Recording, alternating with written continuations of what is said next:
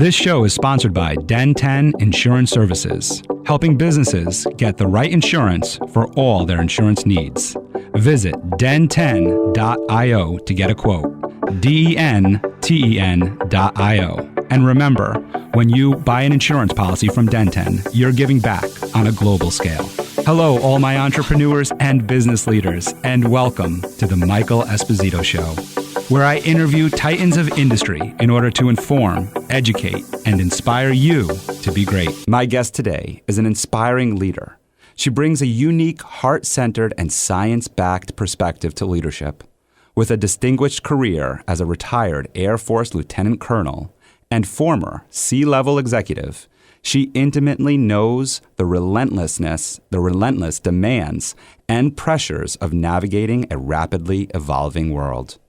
Drawing from her wealth of experience, she has become a trusted guide for hundreds of ambitious leaders, empowering them to break free from stagnation, boldly step into their next level of contribution, and cultivate the courage to transform their purpose-driven vision into meaningful impact, all while staying true to their authentic selves. She walks the talk with an MA in Leadership and Management and certifications in neuroencoding, brain health, transformational mindset facilitation, stakeholder-centered coaching, DISC behavioral consulting, and awakening conscious leadership. She's on a mission to cultivate 1 million, probably over 1 million, courageously authentic leaders who lead with intentionality and create exponential opportunities and possibilities, sparking a ripple effect of value that benefits billions by 2028. Please welcome founder of Lead Outside the Lines, Tina Parker. Hi, Michael. Thank you so much for having me. Thanks so much for coming on the show today. You're joining us all the way from California. So Yes. Right now, the sun just came up for you. You just finished your first cup of coffee. It's so cool. Hopefully the coffee's kicked in by now. We'll see. I think it's kicked in. You got that big smile on. You're ready to roll. You're always ready to rock. So in your bio, it talks about a lot of the things that just like right before we jumped on, I was so excited to talk about. And we're going to jump into some of these things, but I just want to share this with our audience on some of the things that I'm super excited to talk about because of your expertise and your knowledge, but the science-backed perspective on leadership.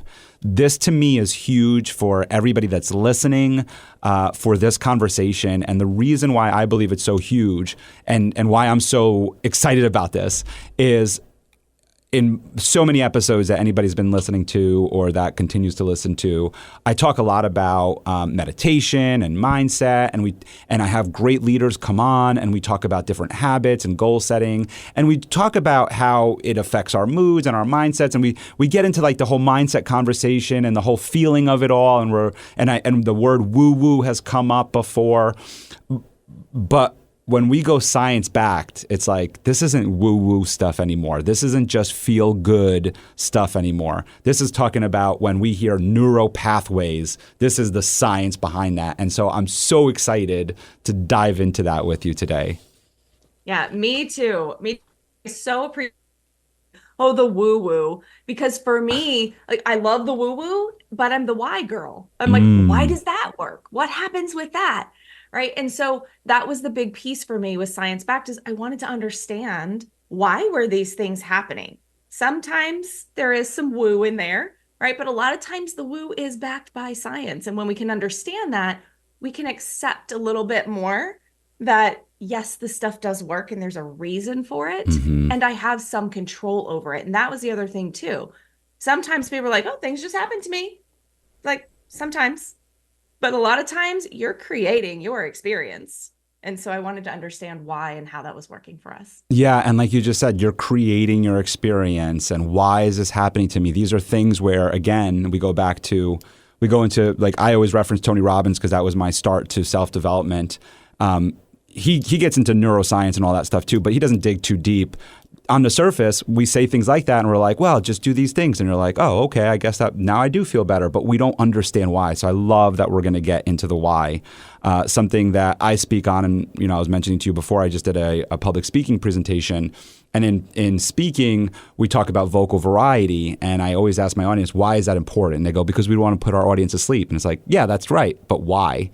And you know why, because your brain pretty much starts predicting what's coming next. And we go into autopilot and shut off. And when I tell the audience that, when I go to the brain part and no longer because it's boring, because it's whatever. And when I get into the brain, they're like, whoa, I didn't know that. So it's so cool when we bring science-backed information into our presentations, our talks, our coaching, which is what you do, our masterminds, which you have. So all of that stuff, so cool. Yeah. But you didn't get your start there. And I always love to dig into the start. And you have such a cool background. I'm going to tee you up with what I know a little bit about you. Of course, we want to thank you for your service as a veteran in the military. But it started off as a cheerleader. And I'm just going to, spoiler alert for everybody, a national collegiate champion. So congratulations on that. So walk us through that journey, because we have cheerleader and then we have Air Force, lieutenant colonel. Like, wait a second, how does this happen? So share a little bit of this journey with us and some background there. Sure, I'd love to. And I will preface it, I was born into the Air Force, right? So I am an Air Force brat, grew up in the Air Force. My dad, both my grandfathers. So it was in my blood, so to speak, but not forefront of mind for me at all. I went to college. That was not on my mind whatsoever. So I went to Oklahoma State University, joined the cheerleading team there. And yes, thank you for the opportunity. It was amazing. We were national champions for 2 years in a row. And just fabulous opportunities, right? And experience there. And then I thought, well, what am I going to do with my life?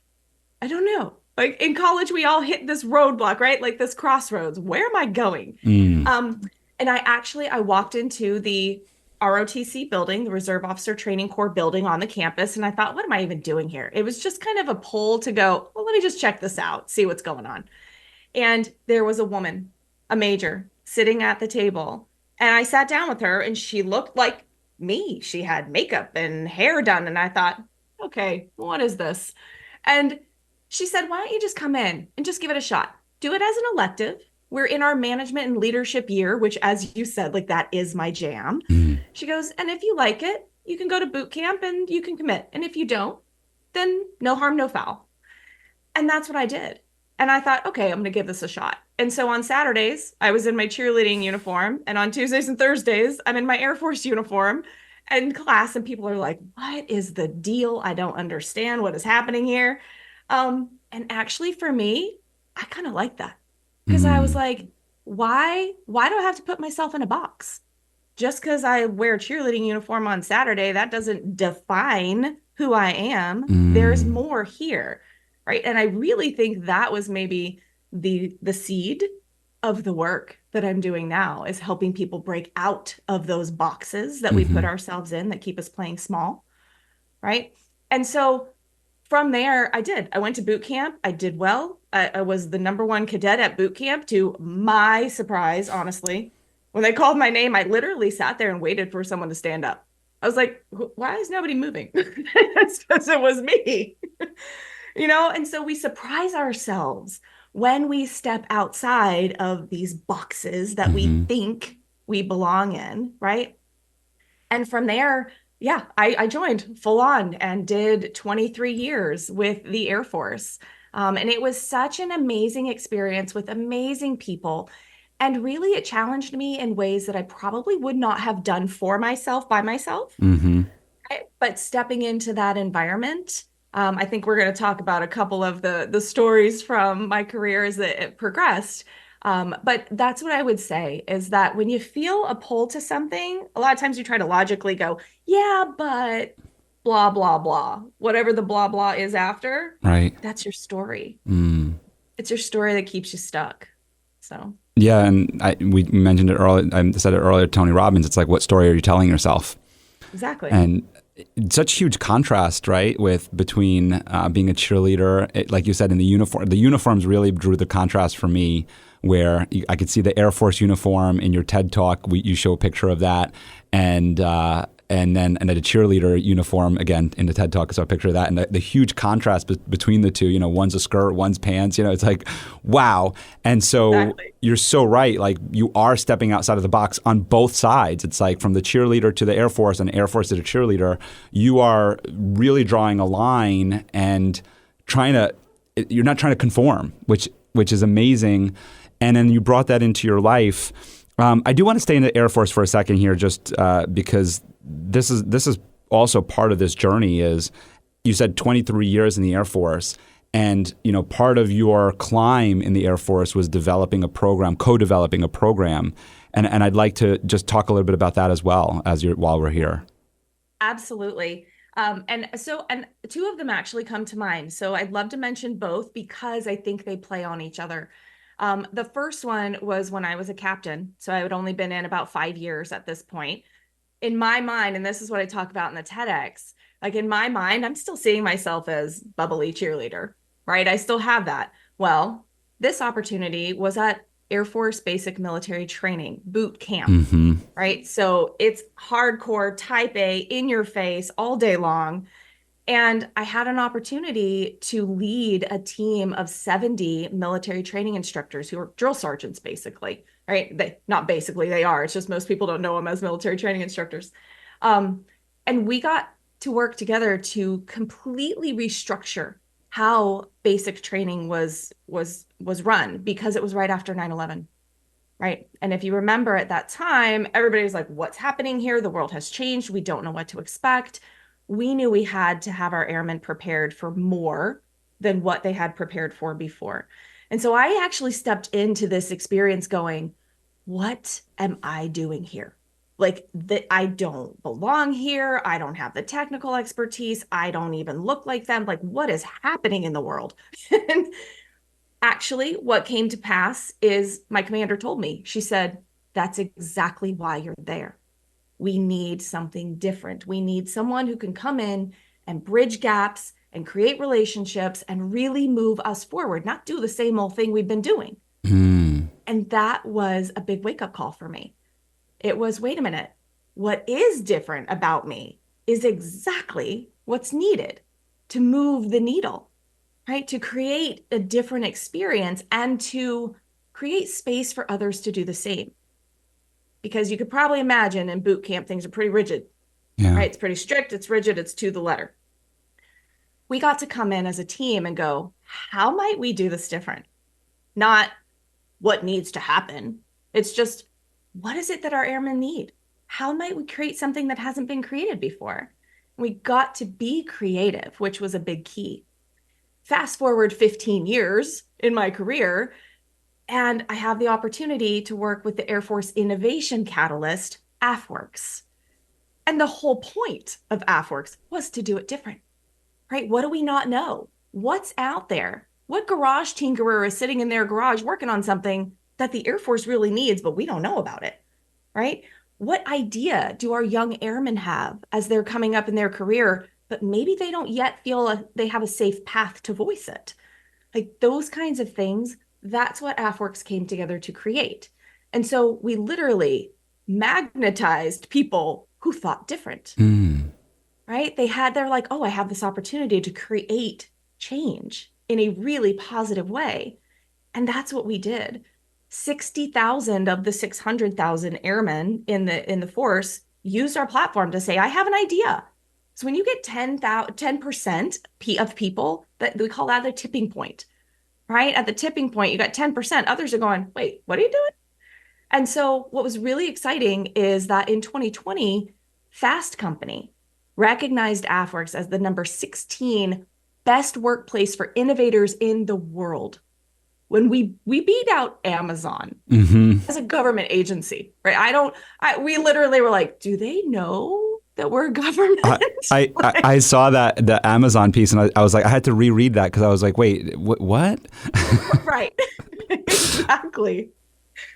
So, but the important part for those two stories, though, I think really is when you show up as who you really are and share your gifts, it creates space for others to do the same. And you can create experiences, outcomes that you would never have thought possible before. Yeah, we were talking a little bit about that, about sharing our vulnerabilities with our audiences, and you do it with your audiences, and I do that with my audiences, and how impactful that is for them, because when we share our vulnerabilities, then they don't feel alone, and it helps them, as you mentioned, bridge their own gaps, right? You have some that you can share as well, and we'll go into those. But I just want to stay on the Air Force piece for a second here, just kind of keep this in line for everyone that's listening. There's a lot of challenges that you had to overcome, or it seems like a lot of opportunity that was open for you that is not always the impression that we have of a government agency like the military. And the two that come to mind is, like you mentioned earlier, rigidness of this is the way we've always done it, and so this is the way we're going to continue to do it. And so it doesn't seem like it was a challenge, but I feel like there's a little bit more to the story in that this door opened for you of, hey, let's be creative, let's let your creative genius fly, which doesn't always sound like the norm from my end, at least when I'm interviewing people like you. And then the other one is being a woman and being able to overcome the challenge of obviously the military, a male-dominated organization, to be able to share your ideas, be vulnerable, share your ideas with the thought that maybe it'll get knocked down because I'm a woman. I'm putting a lot of words in your mouth, but these are some of the assumptions I'm making when I'm listening. And so I'd love for you to maybe either, shut them out or explain a little bit of them for me and our audience today. Yeah, I appreciate that question, because on the surface, yes, you could look in and go, all the challenges, right? I don't look like everybody else in the military. I don't sound like everybody else in the military. My ideas probably are not like everyone else in the military. And what I will share is neither were my dad's.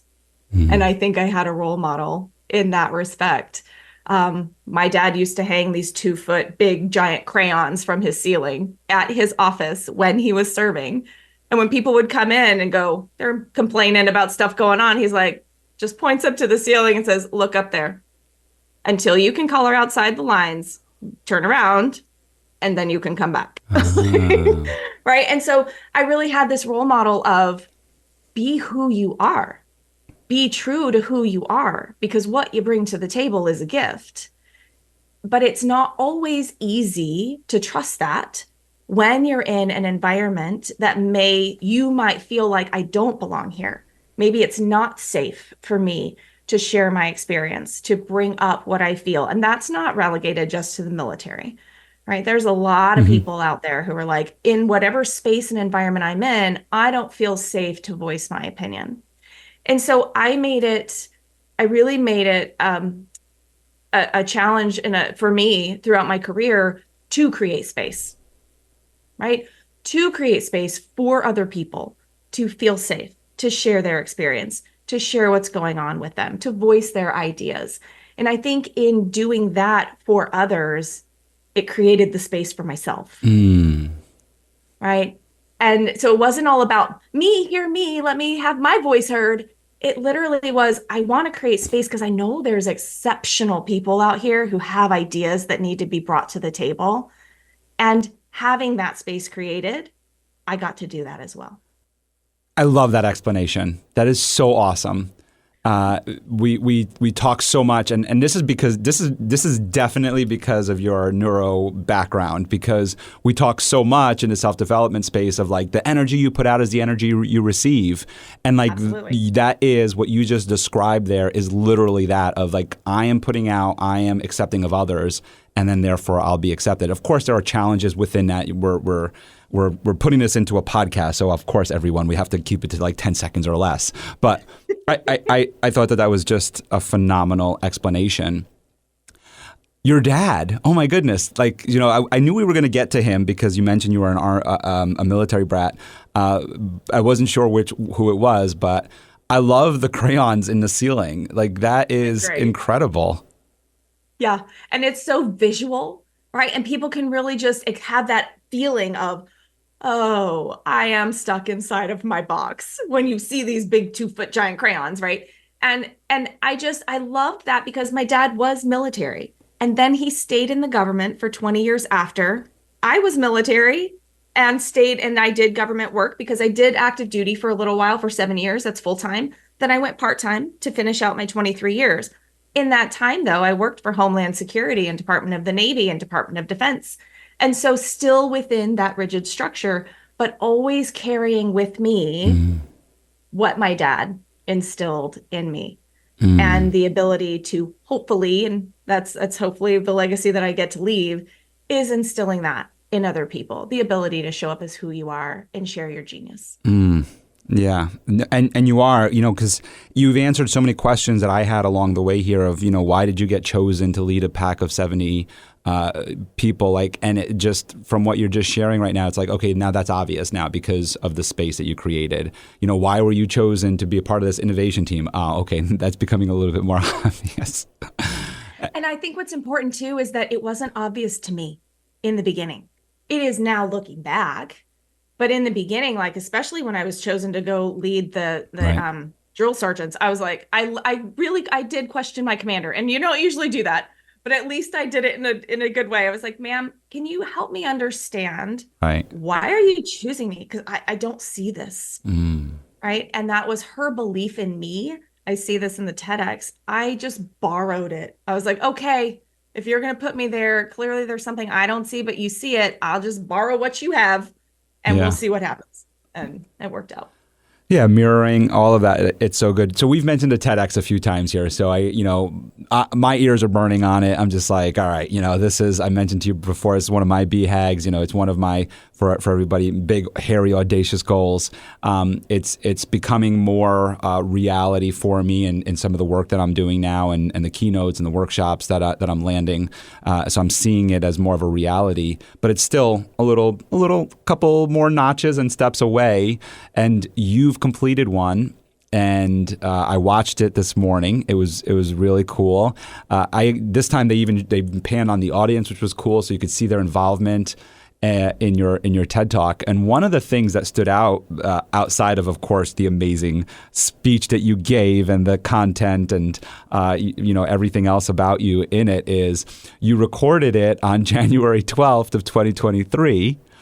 And then today, obviously you're not listening to this as of our recording date, but we are recording today, January 12th, 2024, 1 year to the date of your TEDx talk, which is so cool. And a little add-on to the coolness of it all. Today is also my grandmother and my birthday. So another little cool add-on.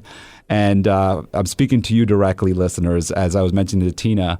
What's also really cool about it is I typically do I typically record 2 on Fridays, 2 podcasts. And so I actually, because it's my birthday, I blocked off half of the day. And so this was like a hard spot to get, to say the least, for everyone. And just the chance that Tina was able to book her podcast on the 12th when she did her TED Talk on the 12th, I thought was just so cool. Just so cool. It's so cool. It's the synchronicity of it all. Today we were supposed to be here having this conversation, and it's just perfect. Yeah. And what's funny too is my wife had, asking me about what I'd want to do for my birthday. I had mentioned to you that my daughter has been sick all week. And I work from home, so she's been home with me. And I said to my wife, well, I don't want you to take off from work. I'll stay home and maybe reschedule the podcast. And my wife asked me, do you want to reschedule the podcast? And I said, you know what? I hate doing that because it becomes a scheduling nightmare for everyone. So I really hate rescheduling podcast guests. I really hate it. And I was like, I don't know. Let me check in with her and see if she's showing up today. And you're like, yep, I'm coming today. And I was just like, all right. So it's just so awesome because then I always prep for my guests right before they come on. And that's intentional. It's because I like to be fresh with the content and I don't want to mix it with anything else. I like it to be fresh with who they are. So I got to watch your TED Talk this morning and see the January 12th. So it was just so cool. And I was just like, I can't wait. TED Talk? Are you kidding me? This is my dream. So I can't wait to get into this. So I'm interested so yes, everyone, she did a TED Talk, right? But let's get into a little bit of the journey there. what it was the catalyst for you in getting there. What was it all about for you? Well, I think in true fashion of how I do things, it wasn't linear and it wasn't normal. You got a text message. Yeah, sure. I'll show up tomorrow. Well, we talked earlier about the Mentor Project. Right? Yeah. So it's an organization that I'm a nonprofit that I'm a part of. And at the time, I was doing marketing with the Mentor Project to bring more folks in who could benefit from the mentors that we have and we send all over the world. And they had been trying, a couple of the folks within the Mentor Project had been trying to get a license to host a TEDx. And it had taken some time. And I said, okay, great. That's, I would love to do that. That sounds amazing. But it wasn't for me. Like I was going to be marketing the TEDx if they got it. Well, took a couple of months for them to get their license. They finally did. And the CEO called me and she said, hey, we got our TEDx license. And I went, oh, that's amazing. Okay. And my brain just starts going to, great. So we're going to have to start publicizing and blah, blah, blah. She goes, no, no, no. No, we want you to speak. I was like, oh, okay. That's amazing. Because they knew. And this is the point around that, though, is when we can just easily talk about, oh my gosh, I would love to do something like that. That sounds really cool.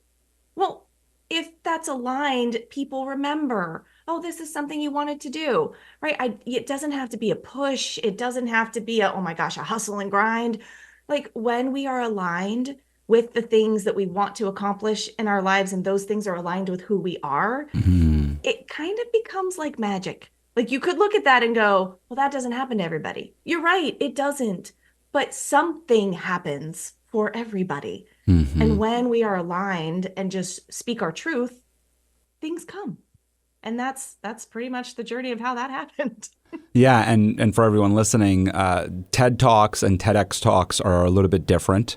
I can't speak too much to the TED Talk exactly other than what the organization is and what it does. But the TEDx Talks are typically put on by organizers, as you mentioned, local organizers in different regions.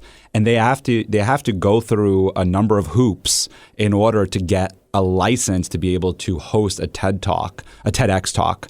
Obviously, I've looked into this. I'm like, if I can't get offered one, I'm going to make my own. That's right. That's how the podcast came about. I'm like, but no, just kidding.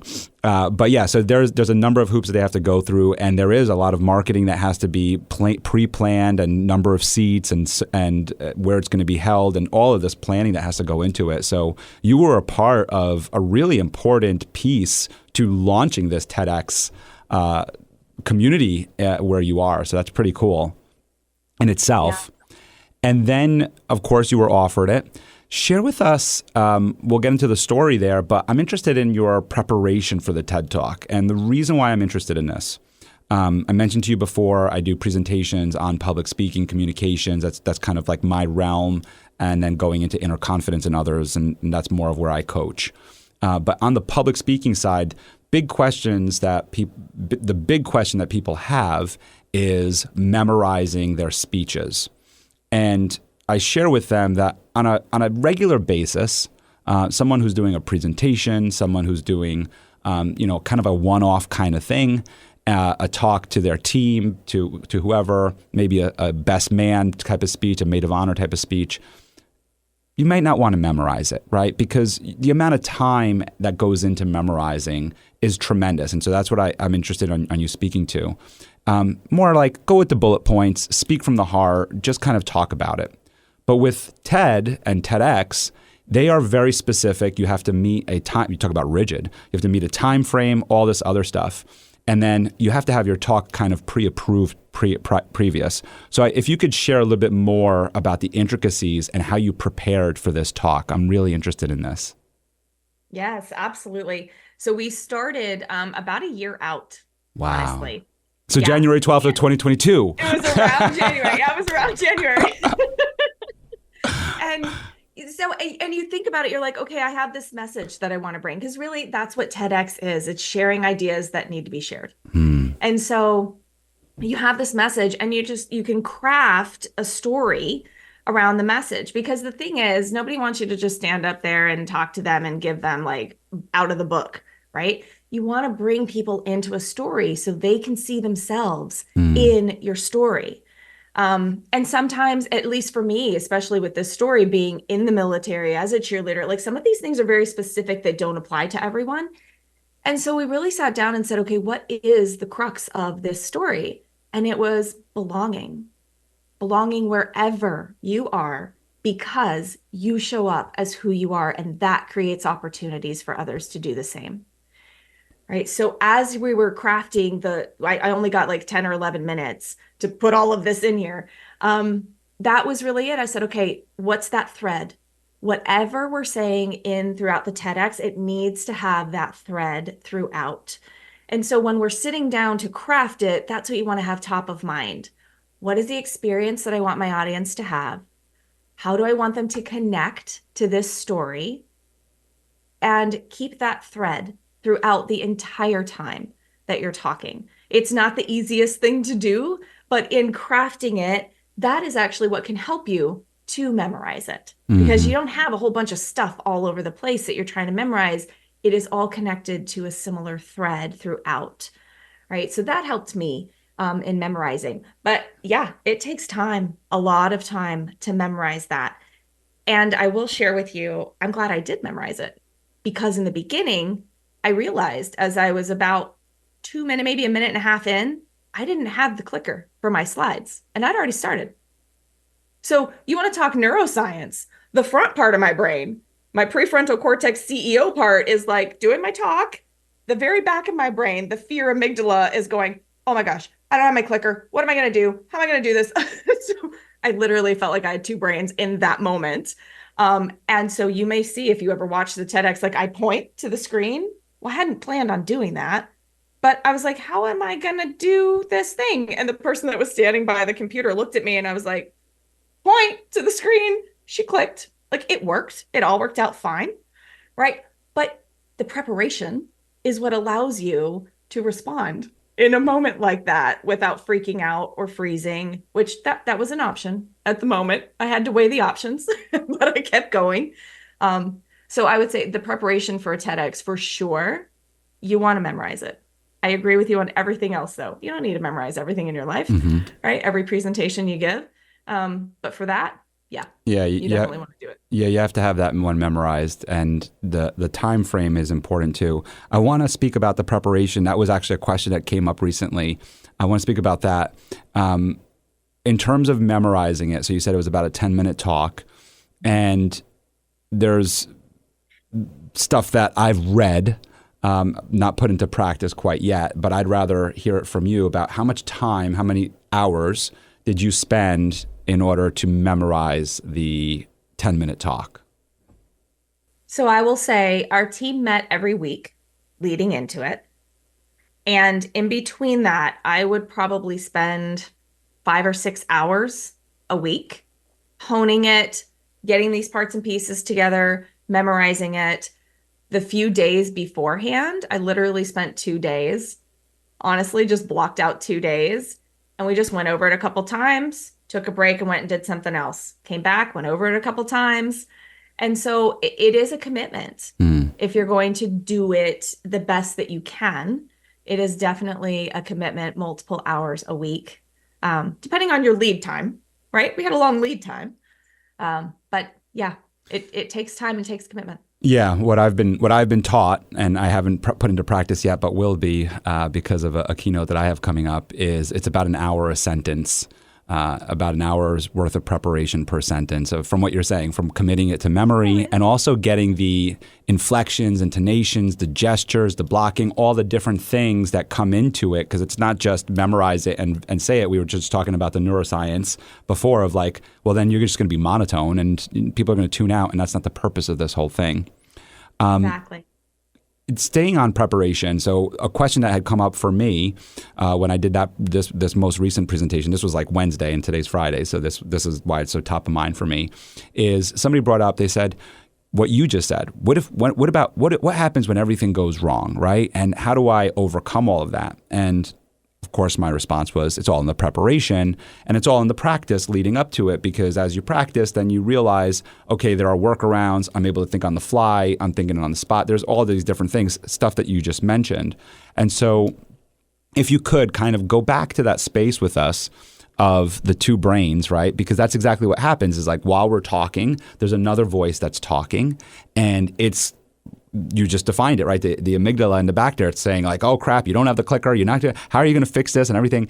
So what I'm interested in is, of course, there is the surface answer of what we talked about earlier of like, I would just tell you, you need to practice, you need to prepare.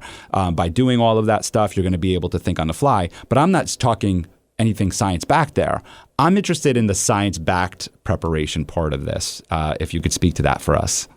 Absolutely. We go into this in my work with conscious leadership, right? So we talked about awakening conscious leadership earlier as the preparation of how your body responds in moments of fear, right? So when we're fight, flight, freeze, fawn, a lot of people have heard that. That's the fear part of your brain going, oh, what am I going to do? I'm about to get eaten by the tiger. Like maybe it's not a tiger. Maybe it's, oh my gosh, I don't have my clicker. What am I going to do here? Right. So the whole notion of I'm going to get eaten by a tiger, our body still feels that. Mm-hmm. Right. When that fear comes up, it feels like, oh my gosh, danger. I got to get out of here. And so we have this reaction, a natural reaction to try to keep us alive.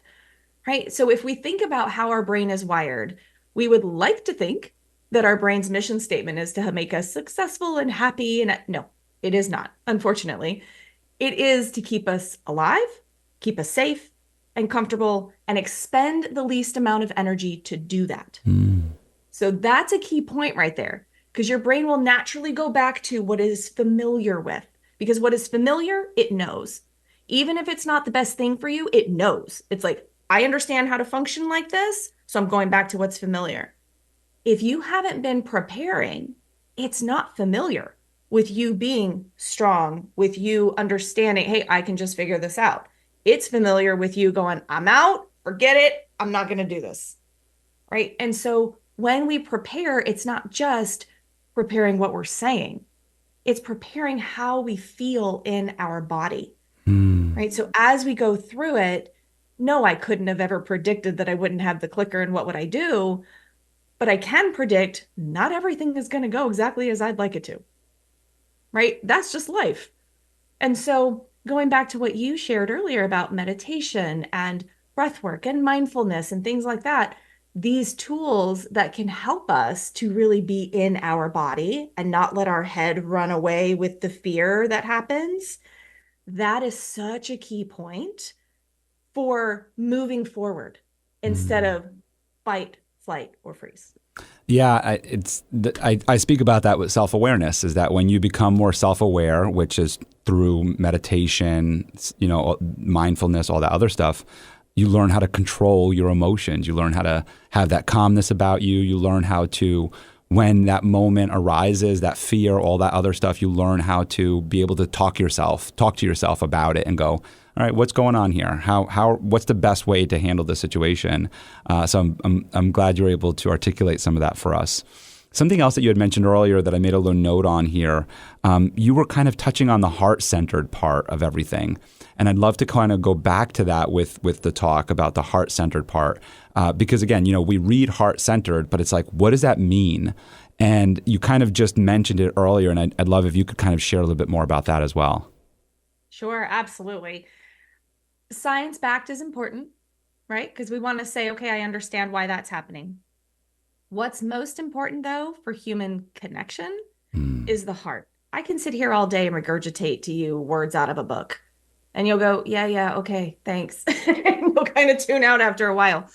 But this being able to be heart-centered, showing up authentically as a person, right? We are human beings, not human doings. Mm-hmm. And the science part is very much about the logic and the doing, but we're beings. We have experiences and feelings in life. Even people who have said to me, oh, I don't do feelings. No, I don't do that. Like I've had that conversation with people. I'm like, just that fact that you said that is a feeling. You're feeling disconnected. Right. You are feeling isolated. It's a feeling. I'm sorry to tell you, right? We all do feelings. And so being heart-centered really just means being in our body, being authentic, being us, instead of trying to do all these other things. It's being who you are. And one of the things I just would love to share, so I've been in situations before where I couldn't think my way out of it. Right? I think you and I mentioned earlier, I've Hmm. lost a child. And in that moment, I'll just share with your reader, your listeners, it was a stillbirth. And unfortunately, in that situation, um, he passed away inside of me. And at that moment, I was like, okay, here's where we are. And then it clicks in, wait, no one else can come in and do this for me. I still have to give birth to my child, knowing Mm. what the outcome is, right? And in that moment, I had a decision. I could let the fear and I could let the sorrow and the sadness of the moment take over, or I could shift into gratitude. And Mm. in that moment, that may sound like, how in the world Hmm. could that happen? What I realized for me is being in gratitude, being grateful that the nursing staff was there to help me, that my mom had been able to come in and be with me, which was not going to happen otherwise, but she was able to be there. My best friend was able to come in and be with me. I had really great care, and I was very grateful for that care. Honestly, that shift made all the difference in how that experience played out for me. The feeling that I have around the experience now, yes, of course it's sad, but I don't spiral into depression around it. I don't spiral down when I think about it. I actually can just feel the gratitude of that day. And I got to hold him and I got to be with him until obviously just for a few seconds. But what I came to understand later, because I'm a brain health trainer, is that actually shifts how your brain functions. Gratitude will actually turn on your cerebellum, which is like has 50% of the neurons that go throughout your body, the ones that determine do you fight, flight, or freeze. So when we're in fear and worry, that part shuts down. I didn't know this at the time. I just knew how I felt. But now I understand why it worked. Because the fear and worry, you will shut part of your brain down and you go into survival mode and you shrink. But if you're in gratitude, there are parts of your brain that light up and you can make decisions faster, you feel more confident, you can recollect things you already know, right? Mm. Instead of like shutting everything out. So there is brain science behind it, but in that moment, that was a heart-centered moment. Mm. But I chose gratitude and it worked out better. We're going to get into some of the how and all that, but first I want to honor your son. I would assume that you named him and his birthday. Yes, his name is Parker and his birthday was August 27th of 2010. Yeah. I'm shifting the way I feel right now. I feel it. I know. It's so incredible to speak with someone who's in California right now. We're on a Zoom call together. We met for the first time today at 11 a.m. Eastern. And as you share this story and as we're honoring him, I can feel it emotionally on my end here. Like I'm welling up, and it's just incredible when we're talking about heart centered and feeling feelings. It's like I feel it. It's incredible.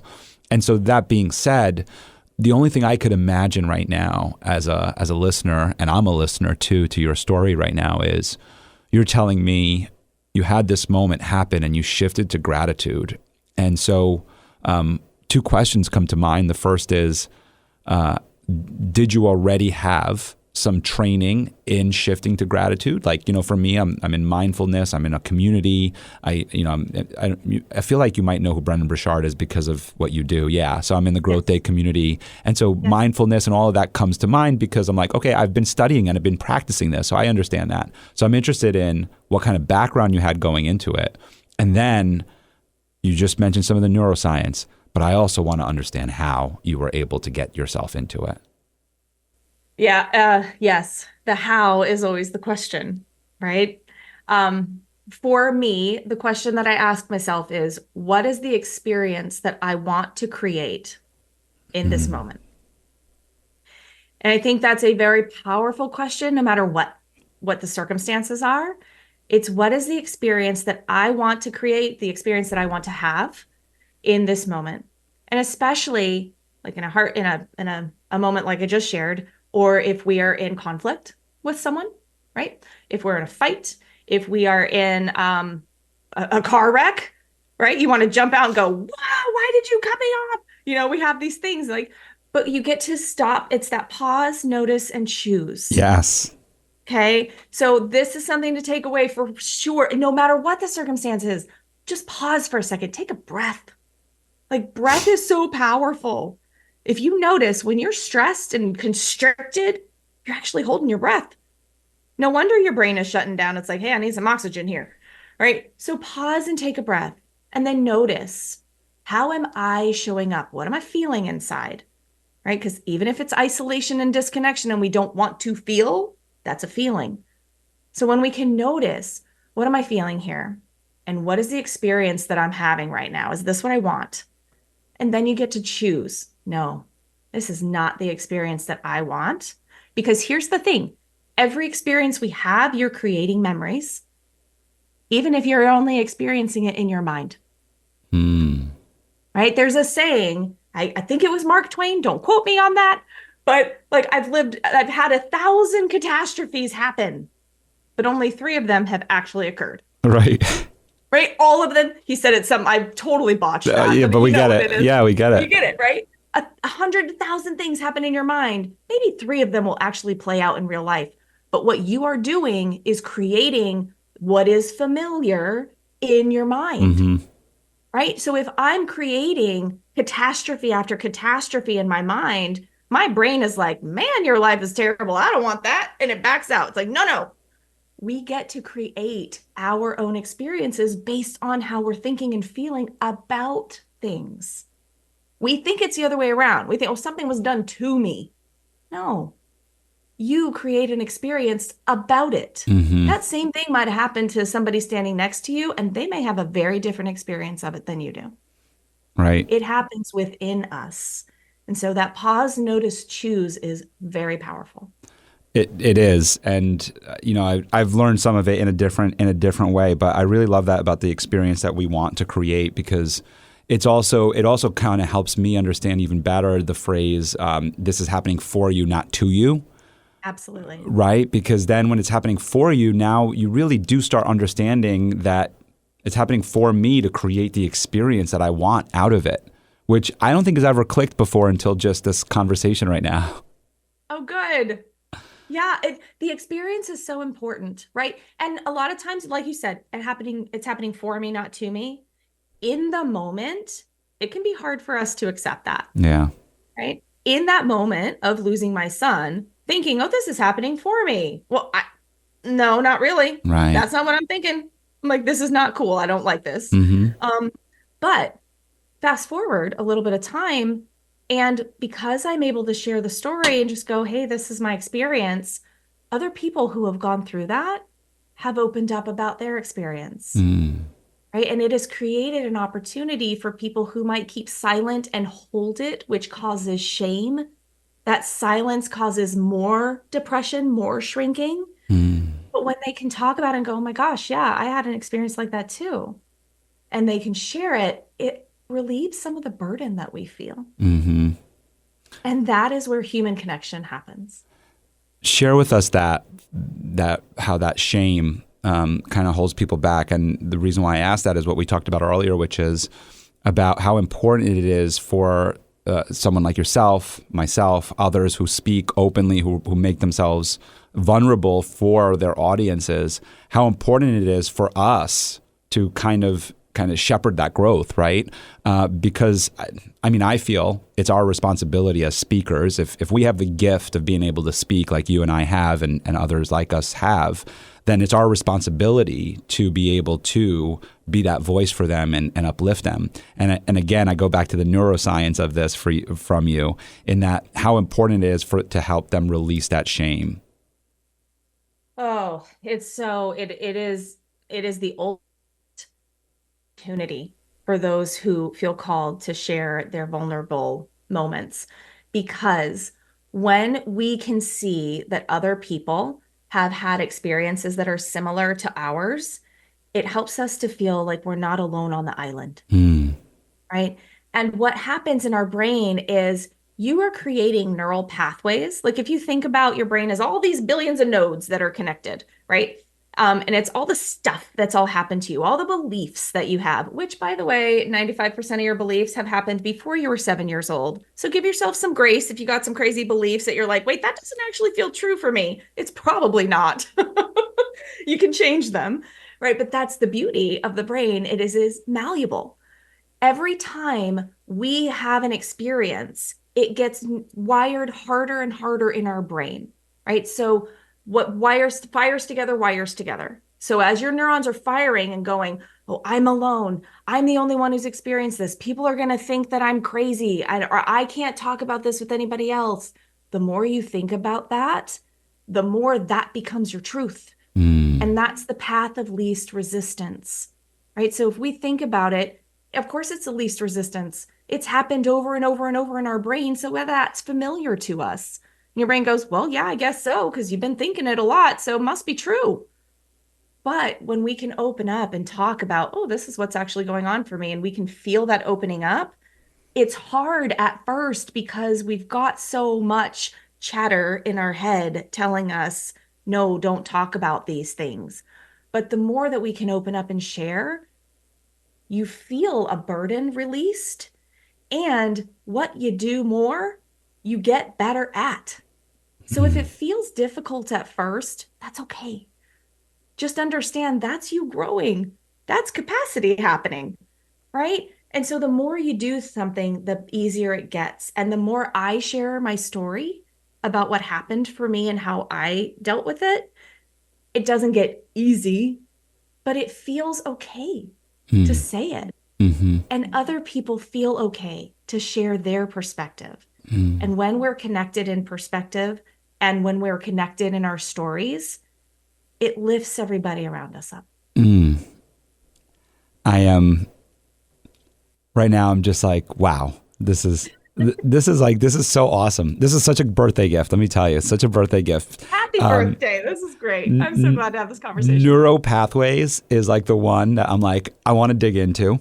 I also wanted to share something with everyone too in what you just said there is, and so if we can create a reality of ourselves of fear and create a reality of I'm not worthy, I'm afraid of this, all bad is happening to me, whatever, all these negative thoughts. And if that's true with what you just shared, which we know it's true, right? Science has proven it to be true, which is wonderful. Then the other is true too in our affirmations, in our positive thinking, in our goal setting, in what you and I in the self-development world talk about, of journaling, of visualizing, of believing in ourselves, of telling ourselves a story. And it's so funny because so I've been meeting with my coach for now we're going on 3 years. And when I first would meet with her, Merit, she's amazing, Master of One coaching. When I would first meet with her, I would say, Merit, I feel like I'm just like telling myself stories and lies to myself about myself.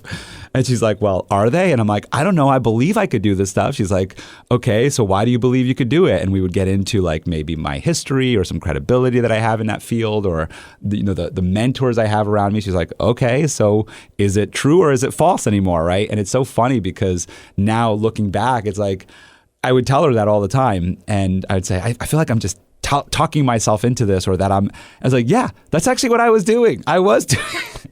You talked yourself into the other stuff too. That's right. Right? That's right. And so she's so right. When I'm not worthy, who am I? I can't do this. Those are all just stories we played out over and over and over. So our brain thinks it's true. Right. Okay, well, you said it enough times. Right. You can shift it. And the more you say the other, your brain starts to go, oh, well, I guess that must be true because you said that more. Yep. We're talking to ourselves all the time. We have to choose what we're saying to ourselves. Yeah. And there's a reality of possibilities, right? So, it's I'm capable of anything. Like I don't like using the word can't. I'm capable of anything, but yeah, the truth is I can't dunk a basketball right now. That's the truth. And unless I'm willing to put in the effort and work to try to be able to, that's a different conversation. It still doesn't mean that I'll be able to dunk a basketball. So there's some things that I think sometimes we need to kind of just separate there, in that we're capable of motivating ourselves and moving ourselves into a whole different emotion and feeling, which is much different than being able to do something like totally tangible, like dunking a basketball. All right, that's a whole different thing. Like if I just can't jump high enough, and no matter what the workouts are, it is what it is. Yes. Yes. And a key point on that too is like, I'm not going to be able to go join the Olympic gymnastics team tomorrow. Like, not going to happen. Right. Right. But when we can tap into what is it about that excites me? That's it. It's not, okay, no, I'm 48 years old. I'm not going to go do that right now. Right. Got it. But what is it about that I like? Mm-hmm. Like, maybe there's something else in life that can fuel and feed that emotion that we're attaching to that thing. Yeah. So. Yeah. And how can I live into that person that fuels that, right? Like maybe it's the athleticism of that person, the workout, the work ethic, all of those things. Yeah. Definitely, we're not going to lose sight of neural pathways, but I do want to stay in what we're talking about here in visualizing, because a lot of what we're talking about is affirmations, believing in ourselves, and part of that comes in the visualizations of not just meditating, but meditating and manifesting and creating realities in our mind that we want to do. So achieving a goal. So I can sit down in a meditation, give myself some prompts of seeing myself on stage, of talking to my audience, of looking them all in their eyes. I can visualize all of this. And there's a key component of this that you touched on earlier, and I want to dig into on the neuro of this, which is feeling it. So all of the other stuff is awesome. Journaling about it, writing about it, making some time, seeing it in my mind and everything. And then what I've learned is it's the feeling of it all that really ties it all together. And like I said, you touched on some of this. So if you can really dig into this with us. Yes, absolutely. When we feel it in our body, it wires even deeper, right? That feeling of it, you go back to a physiological feeling all the time. If you're ever triggered by something and you don't know why it triggered you, you're not logically thinking, oh, that thing triggered me and I don't like it. Your body is feeling a physiological response to something, right? That's the trigger. And so when we can shift how we're feeling about things and anchor in that feeling, it becomes more natural for us to show up that way, right? So every time we get triggered by a physiological feeling, it becomes easier and easier for us to get triggered. And we wonder, why is this so hard for me? I'm trying to shift. Because you're logically doing it. You're just trying to tell yourself, oh, I'm not bothered by that. Yeah, you are. You feel it in your body, right? And so it's these feelings that anchor us in certain responses. And so a lot of times when I'm working with folks, I'll share with them that in your vision, what you're envisioning creates a response in your body. Right? When you envision something that you really is so terrible for you, that it's just an experience you really, really don't want to relive again, it's not just a memory playing out in your mind. Your body is responding to that. You start to feel down. You start to feel depressed, right? What we envision in our mind creates a physiological reaction in our body. And it's that piece that keeps it coming back over and over and over and over. So in the meditation, in the mindfulness, in breath work, in being able to shift these feelings in our body, that's where you're going to get the biggest return. Because when we talk about visioning, your brain operates in images, right? So any image that you put in your brain, it's storing it as a quote unquote memory, whether it's happened or not. We talked about this earlier, right? Whether it has happened or not, your brain does not know the difference between imagination and reality, literally. So if you can consistently put these visions of what you want into your mind and feel what that feels like in your body and really sink in to go, ooh, what am I feeling when that's the case? Your brain and your body start to act in kind and remember, oh, that's familiar. Yeah, we can do that. That's good.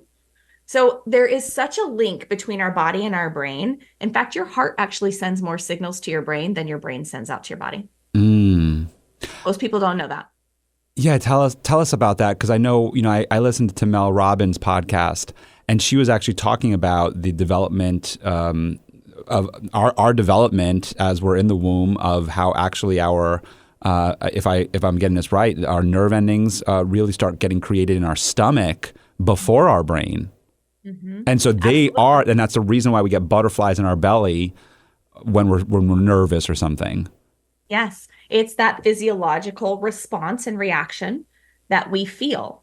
And she's so right. In fact, I will share, like, as a business owner, right? When you're starting a business, especially if you've come from a life that wasn't your life, you're confronted with some things, right? You're confronted with, this is a whole new space for me and I get to step in. It's one thing to tell yourself you get to step in, but I will share around sales. I had a story around selling. And it wasn't just a mental story, because even when my mental story changed, I would get this feeling in my gut when I had to talk about money. And I was like, that doesn't make any sense. Well, I knew it did because of my background, but like on the surface, I was like, it makes no sense because I know that's not true. Logically, in my mind, I knew that I was bringing value to people and it was worth the money.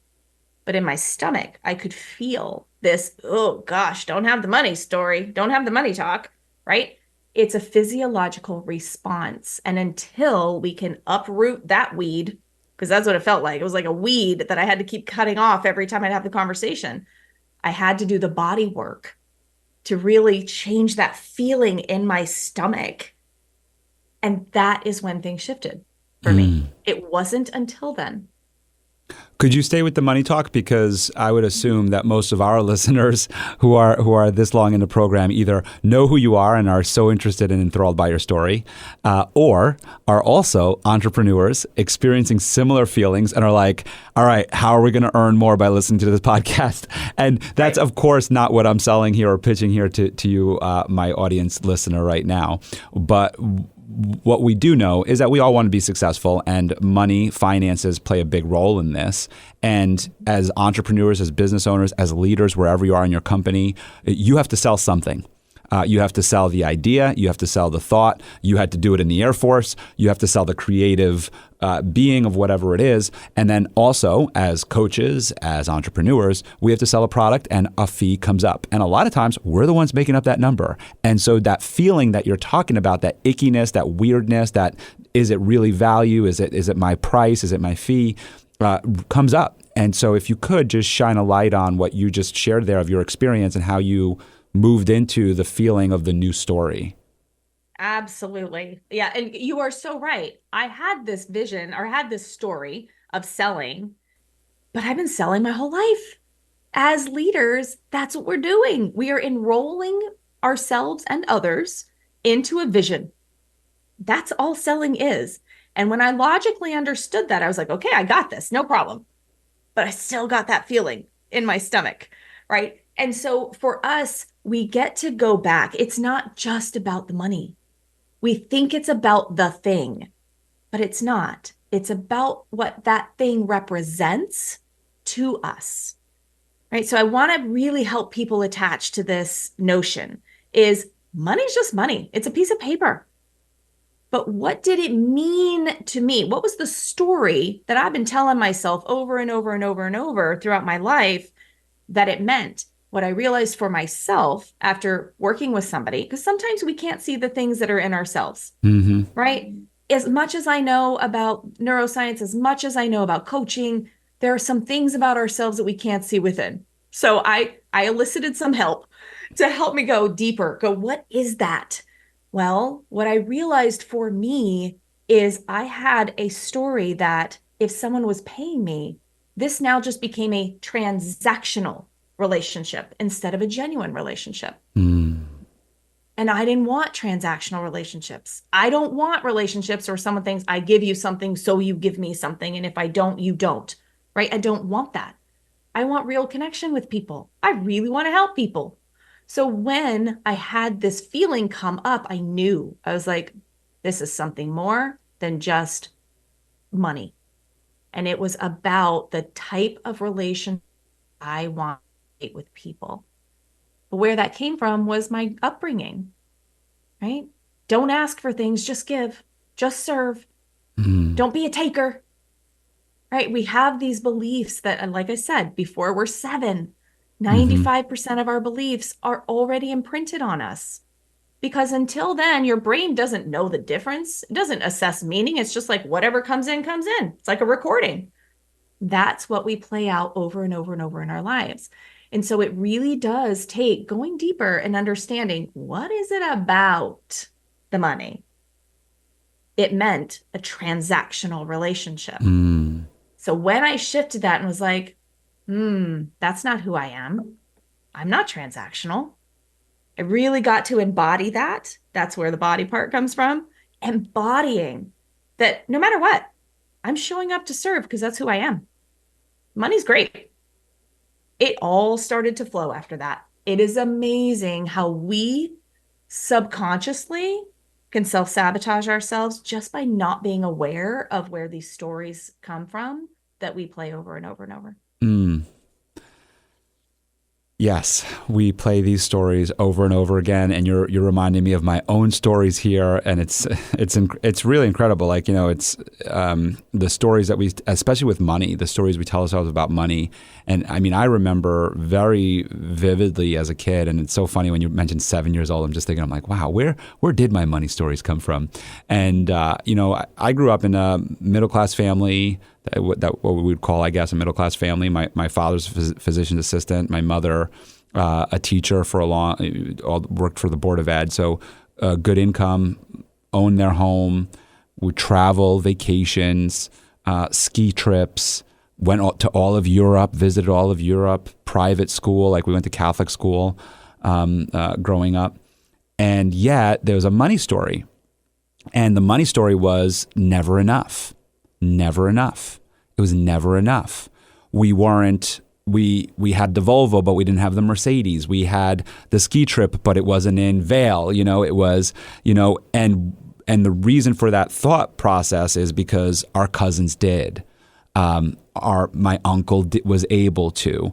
Not that they went on those trips. It's just that the trip that we all went on with each other as a family together, as all of us, they were able to do a little bit more, or it came a little bit easier, right? It came a little bit easier. My parents had to put in for vacation time, had to save up for this vacation, and they were just making it, when I look back on all of this, they were just making it to be able to give us that experience. Whereas for some of the others that we went with, it was a little bit easier. From our optics, of course. From your perspective. Right? From our Exactly. perspective, it was a little bit easier. But that's the money story that my sister and myself and my younger brother, but he's 9 years later, so he kind of had a different money story, I think. At least that's the story I like to tell myself as the older brother. We had this story of, like, I remember my father saying, these are the sacrifices we make in order for you to go on a ski trip. And I remember my sister and I being like, we want the new Jordans. Well, she didn't say that. I want the new Jordans. I don't care about a ski trip. But, looking back, I'm so happy that we had that experience. But you're right. It's that idea of, when will it run out? Is there enough? Because how am I going to get that? And that's a money story that I'm obviously familiar with because I've worked through some of it. Yeah, absolutely. But I'm not there yet. But your parents never probably said that, right? That's the thing. They didn't say those words. Oh, it's never enough. We never have enough. Right.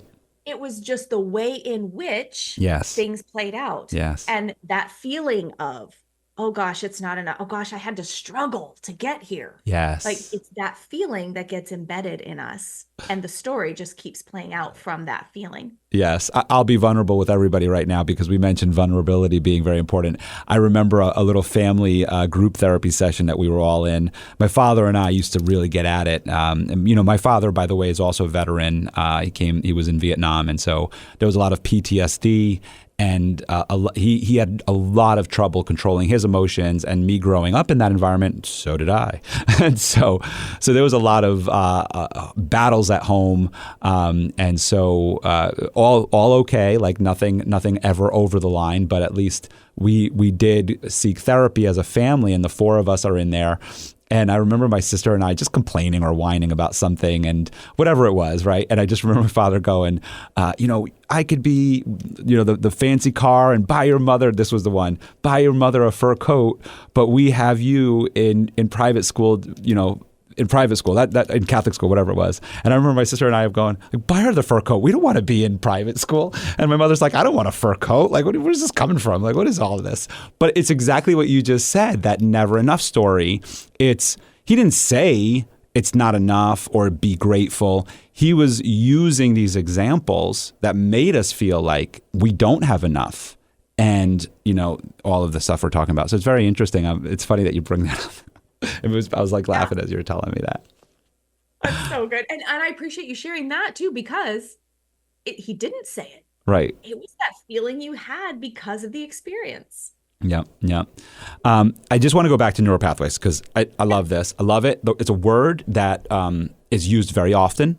And the only thing I see, and I think it was because of a meditation app that he painted this picture for me, but I just see it as like sledding, right? Like we have this beautiful mountain and it's clear, it's clear with the snow on it. It's just untouched snow. And then we have this sled that goes down and then this other sled that goes down, this other sled. And so we have all these paths. And so that's what I usually visualize when I hear the word neural pathways. I believe you touched on it before when you were talking about them firing off and connecting. Could you just share a little bit more in that space for us? Yeah, absolutely.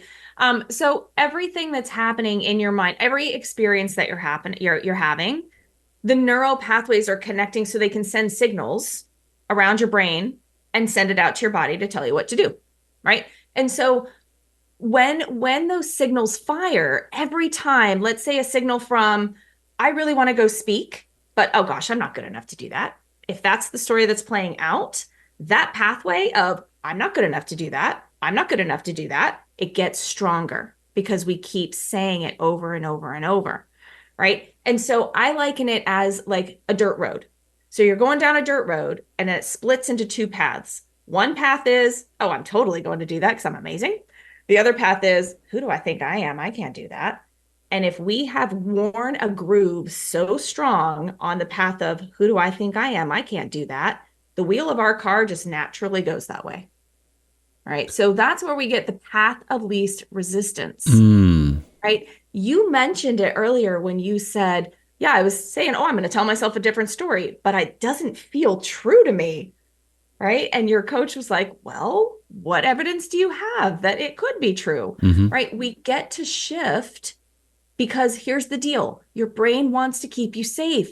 So if speaking feels scary to you, it's naturally going to go to the, nope, not doing that.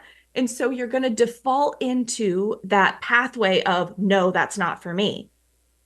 But you still have that little voice that says, no, I really want to do it. Right. So what you do most, you strengthen. So if I'm telling myself a lot of times I can't do it, that pathway is getting stronger.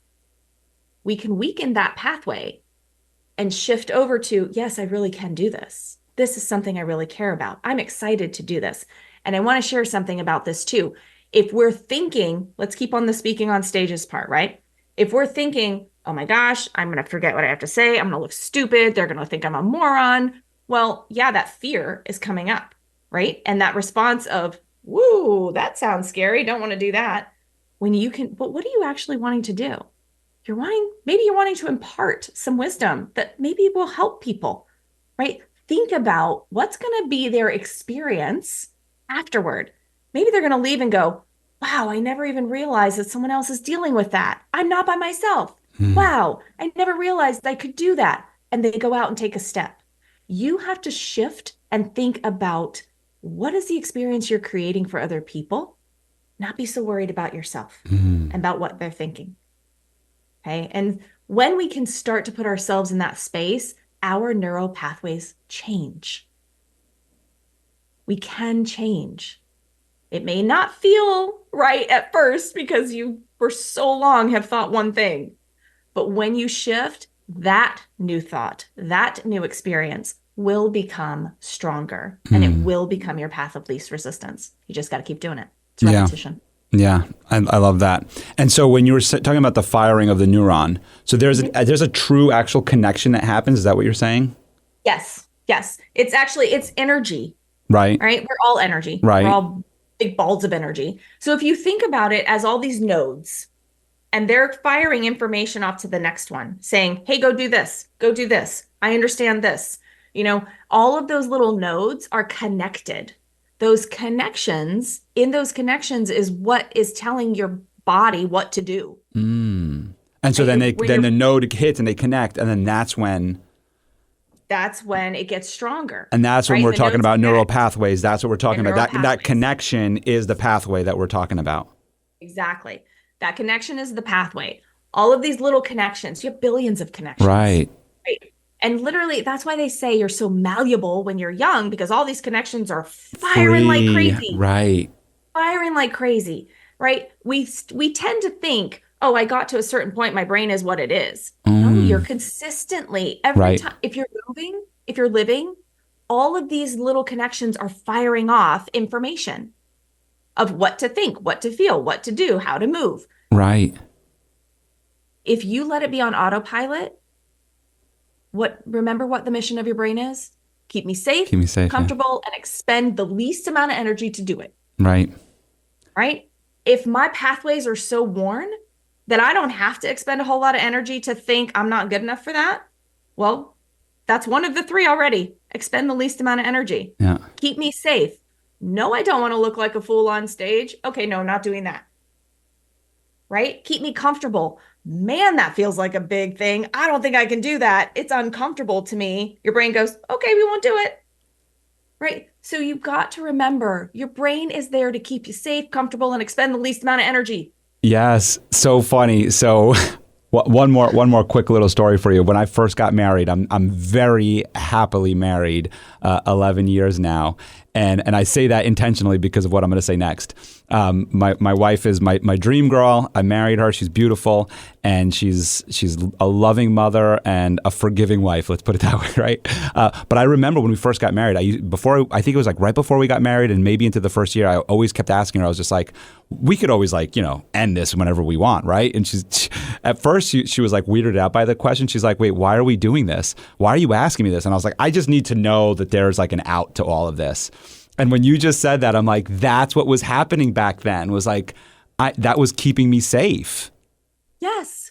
Yes, because you're like, what if all this blows up in my face? Right. Your brain goes, okay, let's not do it. Right. Eventually, she was just like, yeah, fine, whatever you want. We can get a divorce whenever you want if that's what you need. If that's what you need to get married. I'm like, okay, good. I just need to know that that's on the table. I'm like, wow. But see, and thankfully, like maybe in some level, she recognizes this, yes. Right? She's like, okay, yeah, you're doing your thing. Yeah, she's a teacher, so. Judging about it, right? Instead of judging you about that and going, oh, you're not in all this. No, you're just trying. Your brain's like, I just want to be safe here. That's all. I always say I'm very fortunate. She's a teacher, and she's a special ed teacher. So I found the right person for me. Awesome. That's so good. I knew that the neural pathway thing was going to be such a great conversation with you, because you did help me really understand this whole thing when you just said you were talking about, and that's why a child's mind is so malleable. And that's what I really was trying to understand. The connection when people say neural pathways is that they're all firing off. And with a kid, they're firing off and there's no paths. And that's why they're so... are not set. Right. That's why they're so malleable. And for us, why it's so important to keep learning and keep growing is because we're firing off new things and we're getting these new paths that are not even set yet either. And that's so now, you see, this is why I was just like, I know I need to talk with you about this, because I knew you were going to open my mind up to this so differently. Because like I said, my other way of thinking, which is what I've learned up to this point, has been, okay, it's just like there's these paths here and we're just trying to change direction, which you kind of explained a little bit. But with the brain, the science back, that's what I love. I was like, let me tell you, when I saw that badge on your website, I was like, oh my goodness, one, I need to find out how to get certified in this. So that's another question I have for you. That could be offline, online, whatever we want. But I was like, I can't wait till we start digging into this, because Brendan Burchard talks so much about it. A book I'm reading right now on leadership, Michael Bengay on Ask Better Questions, something about that with leadership, talks about it, references it. And I'm like, I just need to learn more. So I love how you brought that together. So much more to get into, but obviously, you have things to do. Everybody listening has things to do. Everybody's got to get places. A couple of things I want to just touch on in your TED Talk, and then I just want to get into your philanthropic work with the Mentor Project, because I always like to make sure that we touch on some things like that. Is in your TED Talk, you talk a lot about showing up courageously, courageous authenticity. Oh my goodness, that speaks to my heart. And then elevating lives of others as part of your leadership style. And if you could just share a little bit about that. Yeah, sure. I honestly, I was thinking, what is it that's been at play when things have been going well? Right? When I started this coaching business, I thought back to when things were working really well, with our teams, with myself, what was at play? And that's where the courageous authenticity came up. I said, that was it. It's being myself, even at a time where it might have felt like that was risky, right? That the courage part was there to go, okay, I just get to show up as myself and let the chips fall where they may, right? And that's what we shared earlier, is like creating space for others to do that allowed me to do it, and it allowed them to do it. And what that has brought up is ideas that would never have been birthed, right? If there wasn't that space to just courageously step in as who you are and share your gifts.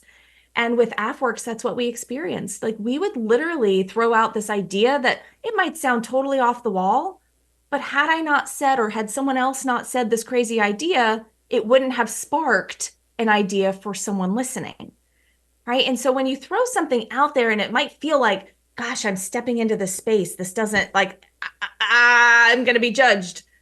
We get to turn into curiosity, right? Being courageously authentic means being curious instead of judgmental, because that opens up so many doors for us. And I would just say that the courageous authenticity, the part about being curious, creates connection. The courage opens up pathways that you wouldn't have seen prior to that. And it magnetizes opportunities to you because, as we said, we're energy, right? I won't get all woo in science about that right now because we don't have a whole lot of time, but we're giving off an energy. And when that energy is like someone else's, it magnetizes them to us. It's like a magnet, right? And so when we are courageous, when we are curious, when we are authentically who we are, we're going to magnetize those people and opportunities that are aligned with that. We get in trouble when we try to put ourselves in a box and hide that and shrink away from who we are, because then it's like, well, I don't really know how to attach to you because I can't tell who you are, right? Case in point, and I'll be very quick about this. I had a client who he was a venture capitalist, and he was a super expert in deep tech, which a lot of VCs, they don't have the expertise he did. At first, he saw it as, oh, I'm very different than everybody else, but he knew he had something to bring. And so we talked about, I said, okay, what is it that you want to do? He's like, I want to create a whole new fund that is deep tech focused because I have all of this experience and I see things others don't see. He's like, I've chosen unicorns. Like, they went to $1 billion. And he's like, I know what I'm doing. I was like, man, I believe you. So what's the problem? And he said, well, I don't like to talk about myself. And I was like, okay, it was the beliefs, all the things we've been talking about, right? This feeling of, ew, I'm going to feel arrogant, or I don't like to talk about myself. He was giving off an energy of, yeah, I know what I'm doing, but, and hiding and shrinking back. Literally, when he opened that up and was like, okay, I get to share this because it can help other people. It's not about me looking amazing. It's about helping other people really make great decisions because I know something they don't know. When he shifted the way he was talking about that to investors who had been standing on the sidelines for years going, we like you, but we don't really know what to do with you, immediately came out and they were like, let's do this. And they together created this new fund. Never would have happened if he had kept himself in the box he thought he was supposed to be in, instead of sharing what was really genuinely unique about him. Thanks for sharing that. That really does bring the three together. And I love those three. And you mentioned them in so many phrases in your TED Talk, but that's what I jotted down was the showing up courageously, courageous authenticity, and elevating lives of others. And what you just shared in that story, he did all three of those in all of that. All right. Yeah. I love everything we talked about. We mentioned the mentorship project, and I would just like to pay it some tribute here as we wrap up our show, our episode today, and what that is and how you got involved. Yes, absolutely. Thementorproject.org It is a nonprofit where we bring together so many incredible people, astronauts, astrophysicists, Nobel Peace Prize winners. I mean, you're talking about people that a lot of kids wouldn't have access to, right, in their environment. And so the Mentor Project brings together these folks so we can go out and share their stories with kids all over the world, in Tanzania, North Carolina. I mean, you talk about all over the world, we're everywhere. And so what we really want to do is help kids to understand what's possible for them. Because when we can see someone else has accomplished something, it's possible. We might still have that, well, it's not possible for me, but we try to instill in others is that, look, if someone else can do it, there is a pathway to it. You just need to learn what it is. You need to tap into who you are and step in and share your gift, right? So we're really just trying to reach kids to inspire them to be their best selves, bring their best to the world, and recognize there's so much more possible than they may envision right now for themselves. So true. Great work that you're doing there. And of course, and that speaks to why it's so important to be vulnerable, to be to be courageously authentic, because when you are, then you can share that with these kids that you're talking about. They can see that experience. And I mean, I know this from people around me that deal with inner city youth, Alcoholics Anonymous, and other groups. Is the ones that the kids stick with in the inner city are the ones that came from the inner city, and show them that they're successful because they can relate to them. It's exactly what we've been talking about, right? Somebody in AA, you can't go in as a person who's never experienced what they've gone through and go in and be like, oh, be sober tomorrow. They're not going to listen to you. They're going to connect with the person that's gone through it. So I love that, what you're doing there. And so finally, I mean, really, like your mantra, it's everything we've been talking about, which is so cool, of the way you live your life, which is what you believe you become. 100%. What you believe you become, because how you identify yourself, we will always come back to that. If I believe that I am not a person who can speak on stage, it's going to be so hard for me to get there. But if I believe that, hey, maybe I don't know what I'm doing yet, but I can learn, and I believe I'm going to be on stage, you will be. So believe in who you are, believe in your capabilities, believe in what you want to bring to the world, and you will become it. And I'll share that for me, it's the converse of that story. I know we've used it as an example, but there's a truth in this story. For me, it's always been the belief of being able to speak on stages. It's always been a belief of being a public speaker. And so I've always looked for courses. So I took public speaking, I took theater. I've been in theater, I've acted, I've been on stage, I've done all those things, and it's really just scaling and leveling.